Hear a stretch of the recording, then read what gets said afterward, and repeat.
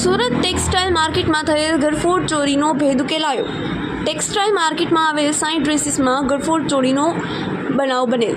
ગરફોડ ચોરીના ગુનાનો આરોપી દિનેશ પુરોહિતને સુરત ક્રાઇમ બ્રાન્ચે મોટા વરાછા ખાતેથી ઝડપી પાડ્યો। ક્રાઇમ બ્રાન્ચે આરોપી પાસેથી કુલ ₹55,000નો મુદ્દામાલ કબજે કર્યો। આરોપી 2 વર્ષ અગાઉ 60 ડ્રેસીસમાં નોકરી હોવાથી દુકાનમાં રોજ લાખોની રકમનો નફો જોઈ લાલચમાં આવી આરોપીએ ગરફોડ ચોરીના ગુનાને અંજામ આપેલ।